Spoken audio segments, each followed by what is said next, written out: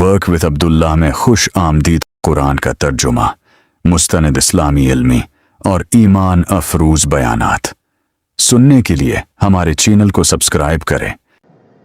احساس میرے محترم بھائیوں، دل کی اس کیفیت کو کہا جاتا ہے اس کے ساتھ انسان کسی حقیقت کو محسوس کرے۔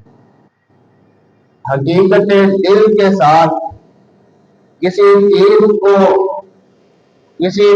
کی حقیقت کو، کسی چیز کی اصلیت کو محسوس کرنا میرے محترم بھائیوں کے ساتھ کہلاتا ہے کہ کسی چیز کی آپ کو صحیح معنوں کے اندر سمجھ آئے۔